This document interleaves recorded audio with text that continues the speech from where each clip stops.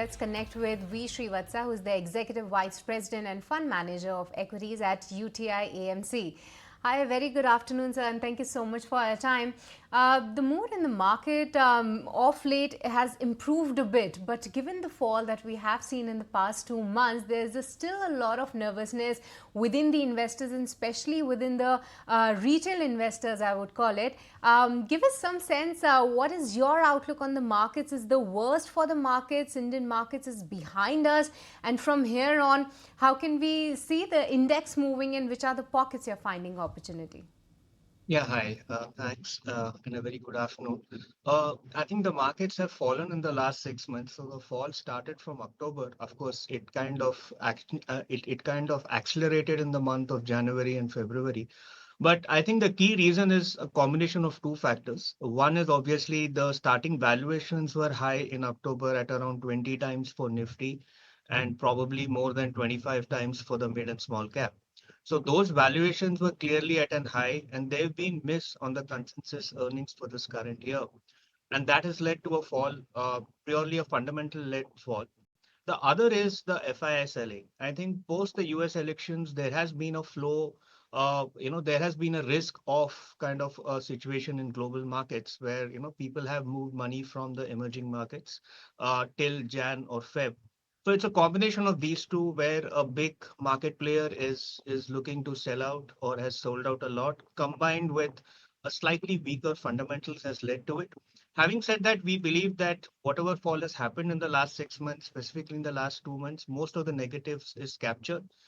We may not recover immediately, but I think we are in a period of consolidation, and the next move probably you would see 1 or 2 quarters down the line when there is more earnings clarity on the next year's earnings. But definitely valuations, at least in the large cap, seems to be more palatable now. I mean, more reasonable now. There are definitely opportunities in the large cap space. Mid and small caps are expensive at the index levels, but yes, they are certainly stocks within the mid and small cap which are, looking good for investments. Right. There are a lot of opportunities now actually looking attractive actually for investment purposes. A very good afternoon to you, Mr. Srivatsa. This is Cheryl also joining in the conversation.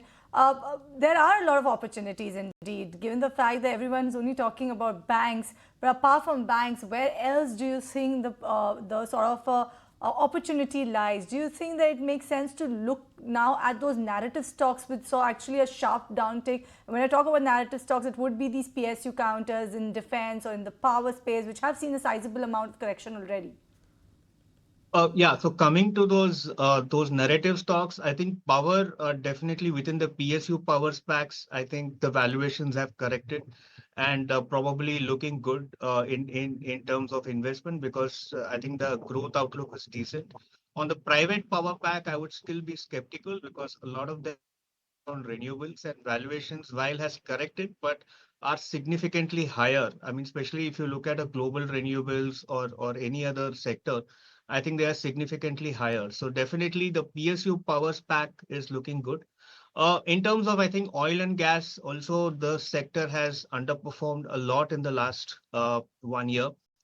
There is definitely value in both upstream and downstream oil and gas today because the oil prices have reached a stability.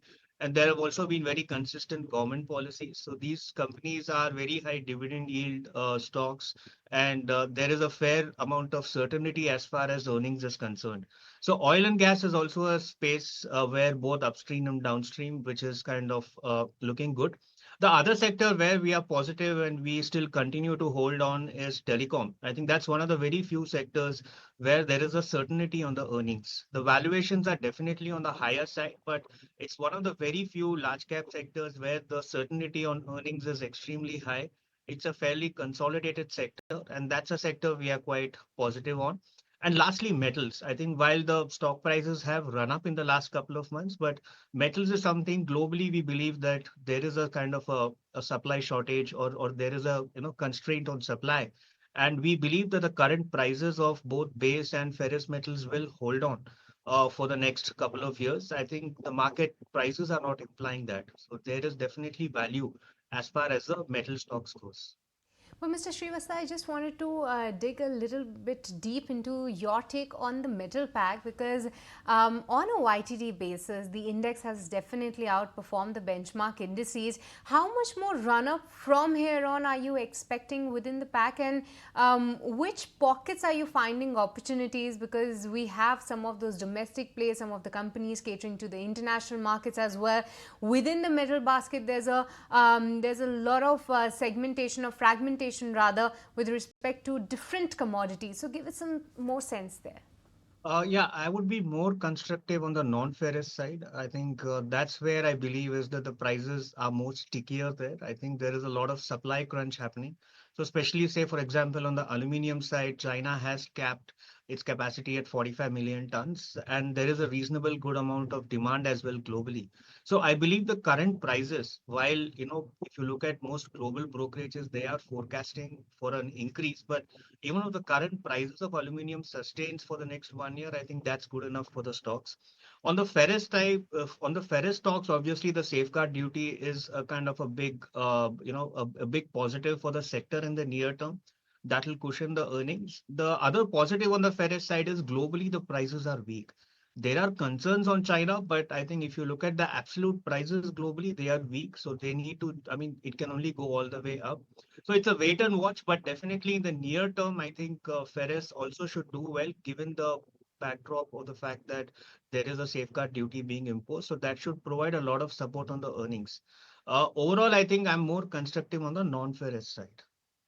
Right. I'm actually looking at, as a fund house, you all are underweight on consumer durables, FMCG, and capital goods. Correct me if I'm wrong, and if it looks like you are neither on the side of Build India nor on the side of Consume India, sort of a basket or a theme to put. So, why is it that you don't like both of these sectors, or all three of them?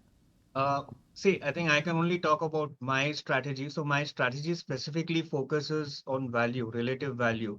So if I look at all the three spaces, while yes, I think definitely consumption is something which should pick up now because we have had almost 18 months of very weak and tepid consumption. But we also see that the valuations haven't corrected in the last 12 to 18 months. There has been a correction in the stocks, which is led by earnings, but definitely the valuations have still held on.